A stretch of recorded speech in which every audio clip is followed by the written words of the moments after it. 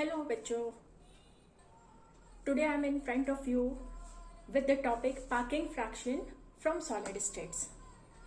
ये parking fraction में ज़्यादातर बच्चों को पता नहीं क्यों बहुत दिक्कत आती है और मैंने इसको बहुत ज़्यादा सिंप्लीफाई करके आपके सामने लाने की कोशिश की है, रखने की कोशिश करी है और मुझे पूरा विश्वास है कि मैं अपने एंडेवर में सक्सेसफुल होंगी। आप लोग वीडियो में एंड तक बने रहिए और पार्किंग फ्रैक्शन को लेकर आपके जो भी डाउट्स हैं वो बिल्कुल बिल्कुल क्रिस्टल क्लियर हो जाएंगे। So let us start. Parking fraction होता क्या है? पार्किंग फ्रैक्शन का मीनिंग क्या है? पार्किंग फ्रैक्शन हमें सेल के अंदर जो हमारे कॉन्स्टिट्यूएंट पार्टिकल्स होते हैं उनकी पार्किंग की एफिशिएंसी बताता है, एफिशिएंसी के बारे में बताता है। मतलब ये है कि आपने पहले चैप्टर में पढ़ा है कि हमारा जो क्यूब होता है, क्यूब क्या है हमारा? Unit cell. उसके अंदर जो पार्टिकल्स होते हैं, सिंपल क्यूबिक प्रिमिटिव है तो वो कॉर्नर्स पर होते हैं। बॉडी सेंटर्ड होता है तो एक बीचों बीच होता है बॉडी में, और फेस सेंटर्ड होता है तो जो 6 फेसेस हैं उनके बीच में भी होते हैं। अब ये for the sake of simplicity ये इस तरह से दिखाए जाते हैं, but the truth is that all these particles are in touch with each other. मतलब अगर हम यहाँ ये फ्रंट वाला फेस ड्रॉ करते हैं, फ्रंट वाला हम फेस ड्रॉ करते हैं तो इसमें ये जो 4 कॉर्नर के पार्टिकल्स हैं,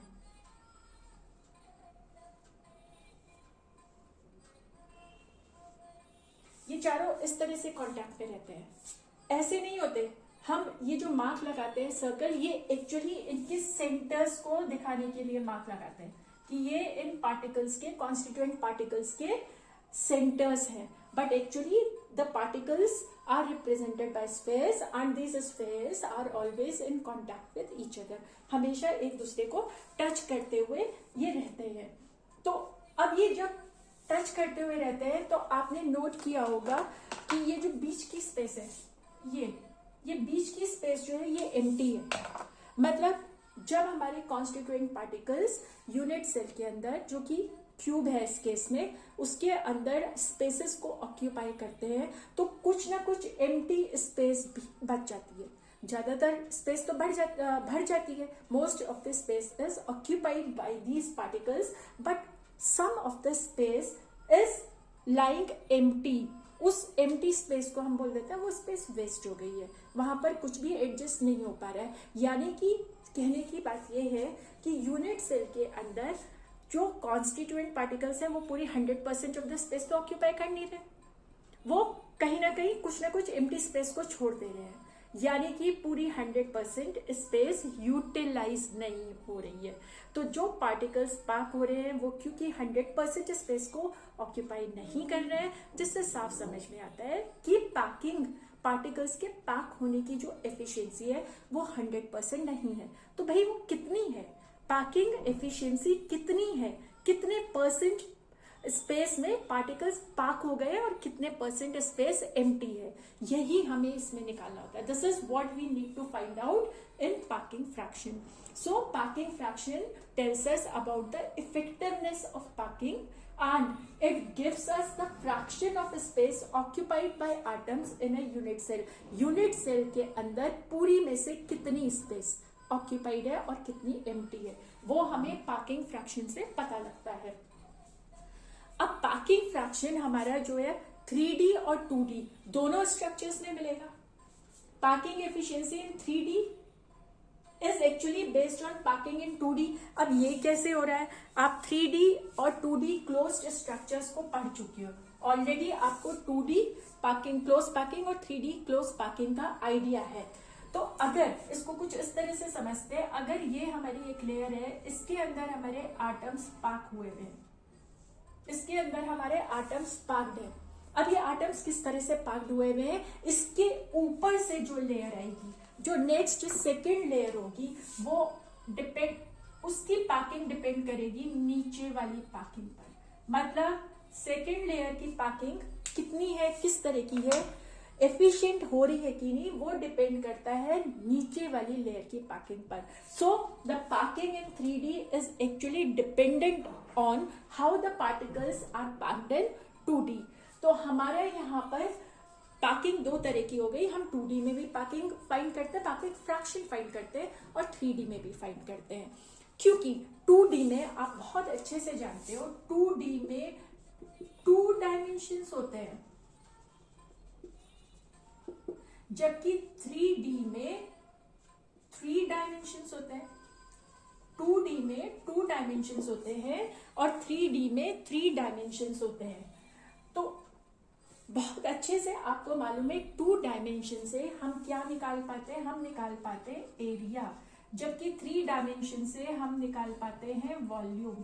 2 डायमेंशन से हम एरिया निकाल पाते हैं और 3 डायमेंशन से हम वॉल्यूम निकाल पाते हैं. यानी कि जब हम पैकिंग फ्रैक्शन फाइंड आउट करेंगे तो 2 डायमेंशन में पैकिंग फ्रैक्शन फाइंड आउट करने के लिए हम एरिया की हेल्प लेंगे, और उसी तरह से 3D में पैकिंग फ्रैक्शन फाइंड करने के लिए हम वॉल्यूम की हेल्प लेंगे. In case of 2D, area decides the packing fraction, and in case of 3D, volume decides the packing fraction. So let us see now how we can calculate this packing fraction. You can take a screenshot of this. आप लोग screenshot लो इसका जल्दी से.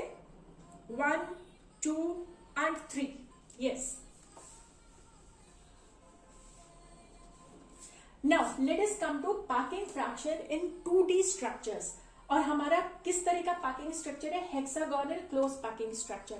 Hexagonal close packing structure में कितनी packing fraction और कितनी packing efficiency आ रही है उस पर फोकस करते हैं. तो बच्चों आप इस फिगर पर ध्यान दो. ये फिगर वही है जो हमने हेक्सागोनल क्लोज पैकिंग में पढ़ी थी. 2D फिगर है. जब हमने जस्ट टू रिव्यू इट, हमारा ये था 1D क्लोज पैकिंग. ये 1D क्लोज पैकिंग था जिसको लेयर ए का हमने नाम दिया था. और जब हम इसके बराबर में सेकेंड लेयर को लगाते हैं तो सेकेंड लेयर को लगाने के 2 तरीके थे. एक तरीका तो ये था कि हमारे स्पेस जो है एक दूसरे के नीचे आ रहे थे, उससे हमारा स्क्वायर क्लोज पैकिंग स्ट्रक्चर बन रहा था. और दूसरा तरीका ये था कि हमारा जो ये एम्प्टी, ये जो हॉलो स्पेस है, गड्ढा है, इस गड्ढे में हमारा सेकेंड लेयर का स्फीयर आ रहा था, जिससे हमें ये वाला स्ट्रक्चर मिला. This is our A B. इसको हम ए का नाम दे रहे हैं, तो ये थोड़ा सा हमने दूसरी तरह से ऑर्गेनाइज किया है, तो इसको हम बी का नाम देते हैं, फिर ए फिर बी. तो ये ए बी क्लोज पैकिंग है. और आप बहुत अच्छे से जानते हो, ऑलरेडी हम इसको कर चुके हैं कि ए बी क्लोज पैकिंग में हमें हेक्सागोनल क्लोज पैकिंग स्ट्रक्चर मिलता है, क्योंकि यहाँ पर हम कोई भी कॉन्स्टिट्यूएंट पार्टिकल लेते हैं तो उस कॉन्स्टिट्यूएंट पार्टिकल के चारों तरफ, in all the directions, it is surrounded by 6 more constituent particles. ये 6 more constituent particles, and these 6 particles are actually forming a hexagon.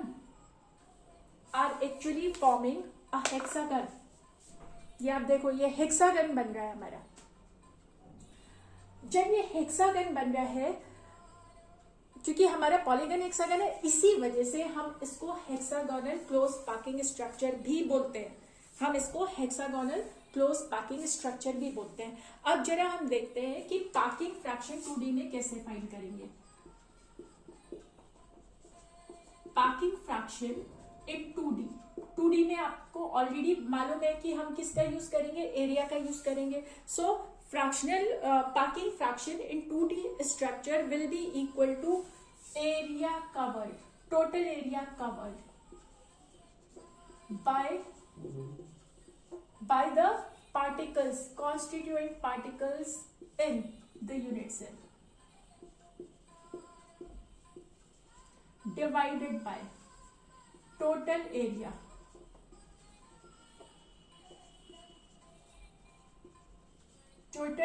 of the unit cell. This is our packing fraction. और अगर हमें इसको percentage में convert करना होता है, packing efficiency को हम परसेंटेज में निकालेंगे तो सिंपल है, मल्टीप्लाई बाय 100. ये हमारा पैकिंग फ्रैक्शन निकल आया, पैकिंग एफिशिएंसी निकल आई किसमें, परसेंटेज में. तो अब पैकिंग फ्रैक्शन को फाइंड आउट करने के लिए our next step will be to find out the area covered by the constituent particles in the unit cell and total area of the unit cell. Total area of the unit cell. अब unit cell यहाँ पर किस तरह का बन रहा है? यहाँ हेक्सागोनल बन रहा है, यहाँ पर हेक्सागोनल बन रहा है, यानी कि हमें क्या निकालना है? हमें निकालना है एरिया ऑफ हेक्सागन. हमें निकालना है एरिया ऑफ हेक्सागन. अब एरिया ऑफ हेक्सागन को हम कैसे निकाल सकते हैं? अगर आप यहाँ पर थोड़ा सा ध्यान दोगे, ये हमारा सेंटर है और ये हमारे वर्टिसेस हैं. इन वर्टिसेस को हम सेंटर से ज्वाइन कर देते हैं.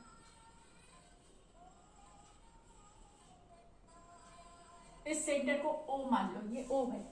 तो आप ध्यान दोगे इस पर, फोकस इस पर करो, तो आप देखोगे यहाँ पर 6 ट्रायंगल्स फॉर्म हो गए.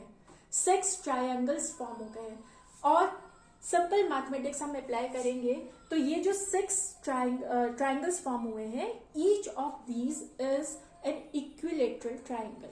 Each of these triangles is an equilateral triangle, and we know that in case of equilateral triangle,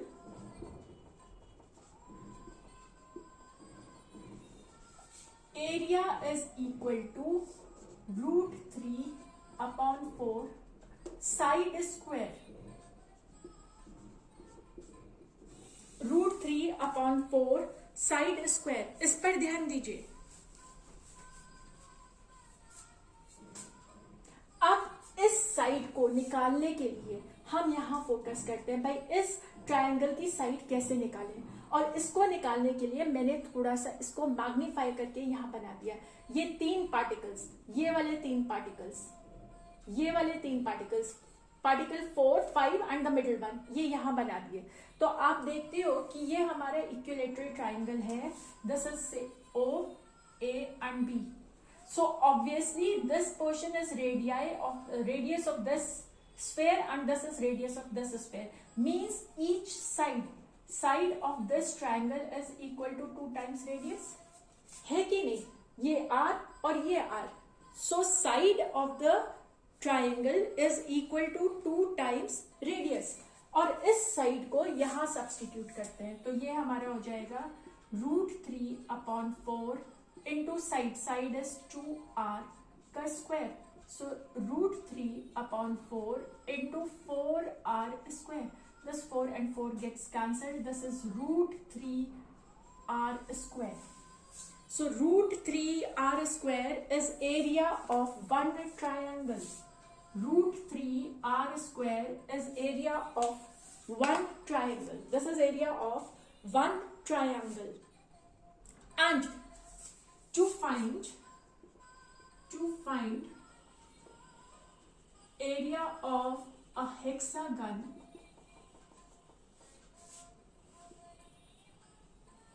we will take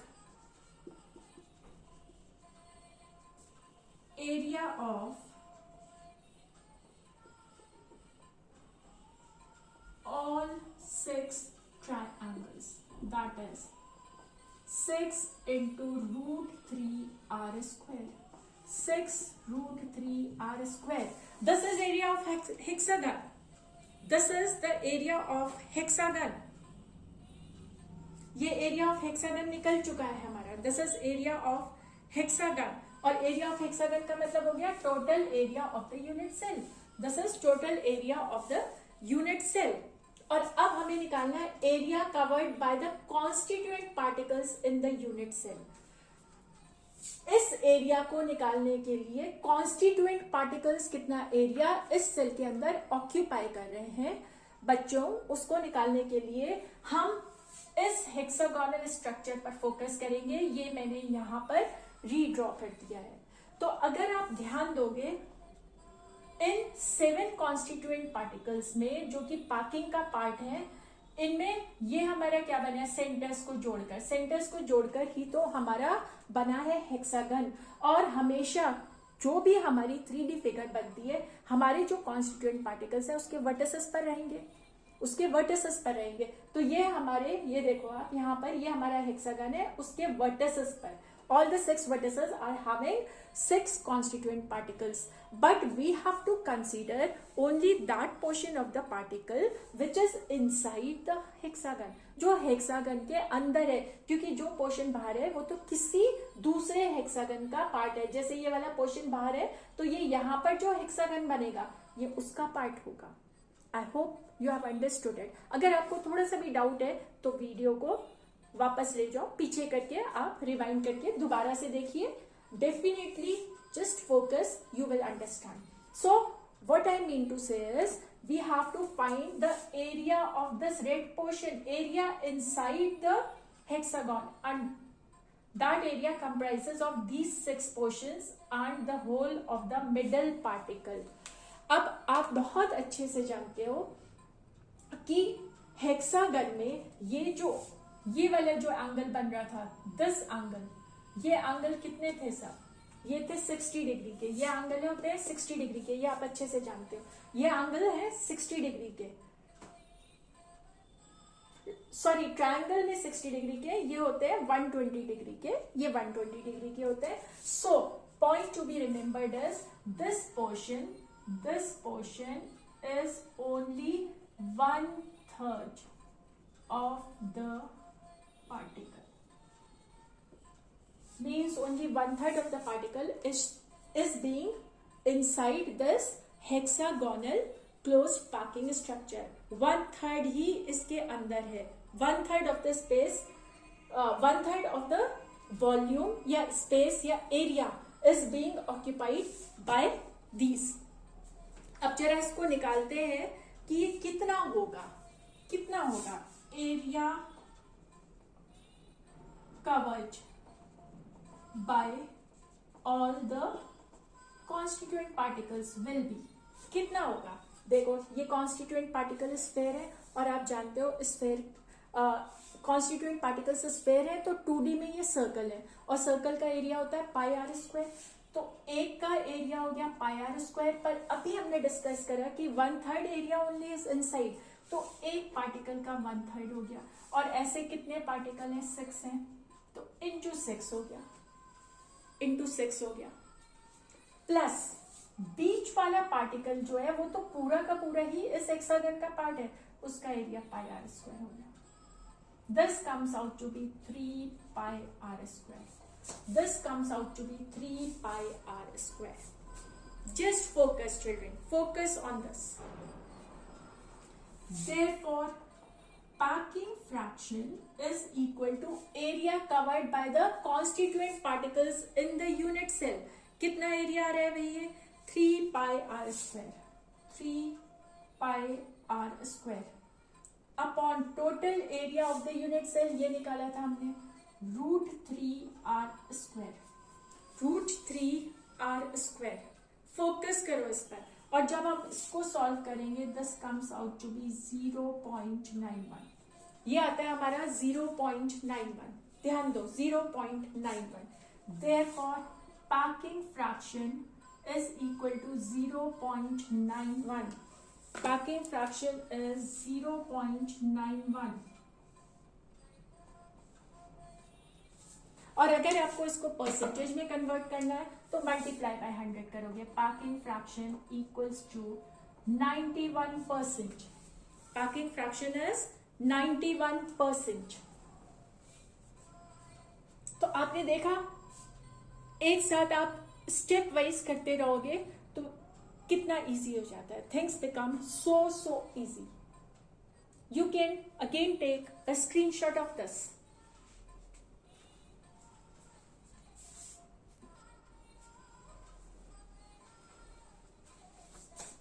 हाँ तो बच्चों, अब 2D के बाद हम आते हैं 3D क्लोज पैकिंग स्ट्रक्चर्स में packing fraction efficiency find out करना, कैलकुलेट कैसे की जाती है. हमारा सबसे पहला जो 3D स्ट्रक्चर है वो है फेस सेंटर्ड क्यूबिक स्ट्रक्चर, जिसको हम CCP भी बोलते हैं. और हम अपने पिछले लेक्चर्स में देख चुके हैं और चैप्टर में पढ़ चुके हैं कि CCP और HCP क्लोज पैकिंग स्ट्रक्चर्स की एफिशिएंसी बराबर होती है. तो अब हम फाइंड आउट करते हैं कि एफिशिएंसी कितनी होती है. हमने देखा था कि 74% होती है, पर 74% कैसे निकालिए, let us find out this. Consider करो आप, ये एक हमारा फेस सेंटर्ड क्यूबिक है। फेस सेंटर्ड क्यूबिक में हमारे सारे एजेस पर कितने एजेस हैं, सॉरी कॉर्नर्स पर कितने कॉर्नर्स है, 8 कॉर्नर्स है। 8 कॉर्नर्स पे हमारे कॉन्स्टिट्यूएंट पार्टिकल्स होते हैं, और ये जो आप छोटे सर्कल्स देख रहे हो ये रिप्रेजेंट करते हैं centre of the sphere, centre of the constituent particles.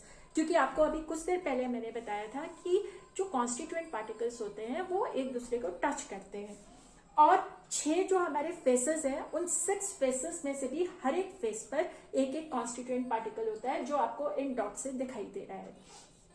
और पार्टिकल्स को हमने एक स्फेयर माना है जिसकी वॉल्यूम 4/3 पाई आर क्यूब होती है, जबकि इस पूरे सेल की जो कि एक क्यूब है इसकी वॉल्यूम होती है side cube. And if we consider the side of this cube as A, side को अगर हम ए लेते हैं तो हमारा जो वॉल्यूम है वो निकल आता है a cube, volume is a cube. अब जरा देखते हैं हम पार्किंग फ्रैक्शन एफिशिएंसी कैसे निकालते हैं। Parking fraction efficiency in 3D is equal to volume of 4 space upon volume of unit cell into 100।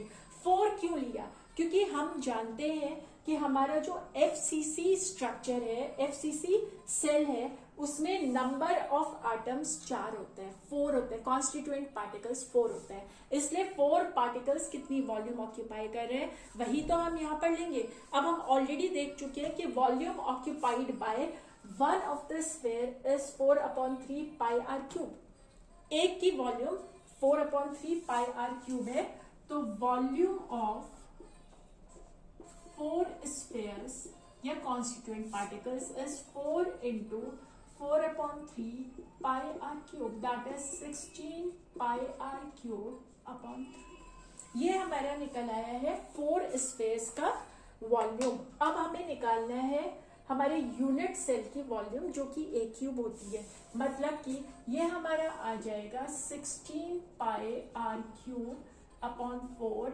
Into a cube into 100। ये आया, but we want few things to get cancelled out here, and cancel out तभी होगा जब हमारा variable same होगा। तो हम a की वैल्यू फाइंड कर लेते हैं ना r के टर्म्स में। उसके लिए हम इस क्यूबिक सेल का, फेस सेंटर्ड क्यूबिक सेल का एक सरफेस, केवल एक सरफेस कंसीडर करते हैं। एक सरफेस हमारा SS² है, और उस पर आप देख चुके हो ये 3 पार्टिकल्स हैं, 1, 2 and 3। यहाँ पर देखोगे 1, 2 and 3, इस तरह से 3 पार्टिकल्स टच कर रहे हैं। आप अब देख रहे हो इस वाले पार्टिकल का ये क्या है, रेडियस है, इस पार्टिकल का ये क्या है, डायमीटर, मतलब 2 टाइम्स रेडियस, और ये भी रेडियस है। यानी कि हमारा इस सरफेस का जो डायगोनल है, diagonal is equal to r plus r plus r plus r. हम यहां पर इसको निकालने की कोशिश करते हैं। डायगोनल हमारा बराबर आया है 4r के, and since this angle is 90 degree, let us name it as ABC, then this triangle ABC will be a right angle triangle, and we can always apply Pythagoras theorem in it. So applying Pythagoras theorem, what we will get, AC square equals to AB square plus BC square. AC square is how much? AC square is how much? चलो निकाल लेते हैं अभी। AC square is AB square, that is A square plus A square, that is 2A square. Therefore AC is equal to root 2A. Focus करो बच्चों, focus करो इस पे। This is equal to AC is equal to root 2A. But हम यहाँ पर ये भी देख चुके हैं कि diagonal is 4C, diagonal AC is equal to 4R. Therefore we can say 4R equals root 2A, और A equals to 4R upon root 2। तो क्या हम A की ये वैल्यू यहाँ पर सब्स्टिट्यूट कर सकते हैं? क्या हम A की ये वैल्यू यहाँ सब्स्टिट्यूट कर सकते हैं? भाई बिल्कुल कर सकते हैं। Let us do now. Packing fraction is equal to 16 pi, ये वाली वैल्यू पुट अप करो, 16 pi r cube upon 4 into a cube. ए तो इतना है तो ए क्यूब यही निकाल लेते हैं। ए क्यूब कितना होगा, 4 cube into r cube upon root 2 cube, that is 64 r cube upon 2√2, इसको सब्स्टिट्यूट कर लो यहाँ, 64r³ अपॉन 4, 2√2 तो 2√2 तो भाई ऊपर चला गया into 100।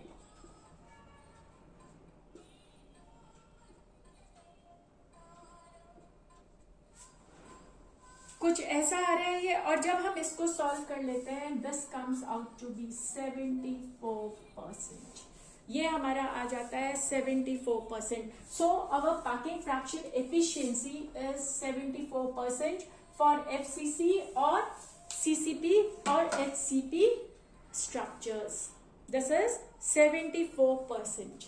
So this is how you are going to calculate the parking fraction efficiency for a FCC cell.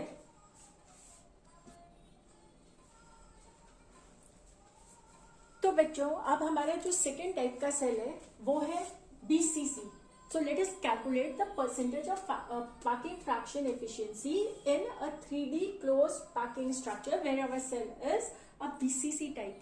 And all of you are familiar with the number of particles inside a BCC. Inside a BCC cell there are 2 constituent particles. इसलिए हमारा parking fraction क्या हो जाएगा? Volume of the constituent particles, that is 2 space upon total volume of the cube multiplied by 100. Let us consider a body-centered cube here. This is a body-centered cube. Body-centered cube में क्या होता है? Corners पर हमारे 8 particles होते हैं और एक बीच में बिल्कुल बीचों बीच, बॉडी के बीचों बीच होता है, एकदम सेंटर में होता है। तो हमने इसका क्यूब का डायगोनल लिया, फेस का डायगोनल नहीं लिया बच्चों, यहाँ पर गलती मत करना। हमने क्यूब का डायगोनल लिया है। क्यूब का डायगोनल एक फेस के एक कॉर्नर से और उसके अपोजिट फेस के अपोजिट कॉर्नर को ज्वाइन करता है।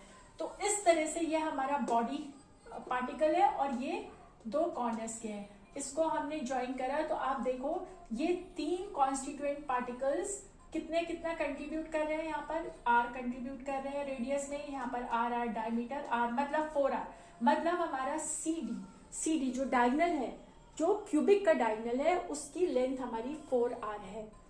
अब आप फोकस करो ट्रायंगल ACD पर। In triangle ACD, what is AC? AC is diagonal of a surface और वो हमारे इस क्यूब की एज AD के साथ 90 डिग्री पर है, यानी कि हमारा ACD राइट एंगल ट्रायंगल है जहां पर CD हाइपोटेन्यूज है। तो पाइथागोरस अप्लाई करते हो आप, CD square is AC square plus AD square. But हमने पिछले FCC क्यूबिक के केस में ऑलरेडी फाइंड किया था कि हमारा जो डायगोनल होता है वो √2a होता है। सो AC is √2a, AD is A, therefore CD comes out to be √3a. CD comes out to be √3a. Also CD is 4R. चलो अब इसका यहाँ यूज करेंगे हम। Volume of 2 spheres will be 2 into volume of 1 sphere is 4 pi r³ upon 3. Volume of unit cube, volume of unit cube is a³ into 100. अब a यहां से निकालेंगे हम, √3a equals to 4R, therefore a equals to 4R upon √3 और a³ हमारा हो जाएगा 4R upon √3 का क्यूब, जो कि आता है 64R³ upon 3√3। इस a³ की वैल्यू को a³ क्या था बच्चों? a³ था volume of the cubic cell. इसकी वॉल्यूम को यहाँ सब्स्टिट्यूट करेंगे। This will come out to be 8 pi r³ upon 3 into a³ हमारा निकला है 64r³ 3√3 इंटू 100। और जब हम इसको सॉल्व करते हैं this comes out to be, ये सॉल्व करने पर आता है हमारा 68%। This is 68%। तो आपने देखा कि FCC केस में ये 74% आया था, जबकि इसमें 68% आया, मतलब FCC की पार्किंग एफिशिएंसी BCC से बेटर है, ज्यादा है। तो अब बताओ बच्चों, आपको कॉन्सेप्ट हो रहे हैं क्लियर? क्या ये बहुत टफ लग रहा है? नहीं, ये बिल्कुल भी टफ नहीं है। इसको समझने के लिए कोई स्पेशल पावर्स की जरूरत बिल्कुल भी नहीं है।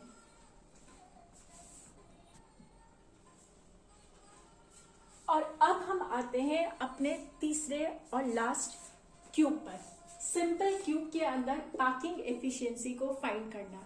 सिंपल क्यूब वो होता है जिसके 8 कॉर्नर्स पर कॉन्स्टिट्यूएंट पार्टिकल्स होते हैं, और हम ऑलरेडी ये पढ़ चुके हैं। इन 8 कॉन्स्टिट्यूएंट पार्टिकल्स का जो कंट्रीब्यूशन होगा वो हम कैसे निकालेंगे? वो हम निकालेंगे 8 इंटू कंट्रीब्यूशन ऑफ 1, और हर एक का कंट्रीब्यूशन 1/8 होता है। तो इन 8 कॉर्नर पार्टिकल से एक्चुअल जो कॉन्स्टिट्यूएंट पार्टिकल हमें सिंपल क्यूबिक में मिलता है वो होता है 1। So our packing efficiency will be volume of one sphere upon total volume of the cube multiplied by 100. Volume of one sphere divided by total volume of the cube multiplied by 100. So let us see now what it comes out to be. This is now equal to volume of one sphere, that is 4 by 3 pi r cube, and volume of cube is a cube into 100. जैसा कि हमने पहले दोनों cases में किया है, a cube की value find करेंगे आर के टर्म्स में। उसके लिए हम यहाँ पर आते हैं। यहाँ हमने देखा कि हमारा ये एक सिंपल क्यूब है, बट ये जो कॉर्नर्स पे पार्टिकल्स जो हमने डॉट से दिखाए हैं, ये स्मॉल सर्कल से दिखाए हैं, वो केवल उन पार्टिकल्स के सेंटर से। वो पार्टिकल्स एक्चुअली एक दूसरे के कॉन्टेक्ट में है। तो इसका एक फेस पर एक एज आप कंसीडर करोगे तो जो 2 पार्टिकल हैं, ये वाले 2 पार्टिकल, वो एक्चुअली इस तरह से है। It means if the edge length is a, then a is equal to r plus r, that is 2r। Radius और a इस तरह से रिलेटेड है, therefore a equals to 2r है। Therefore a cube equals to 2r का whole cube, that is 8r cube. a cube is equal to 8r cube. ये हमारी निकल आई है वॉल्यूम ऑफ 1 यूनिट सेल, और इस वॉल्यूम को अब हम सब्सटीट्यूट करने वाले हैं यहाँ पर।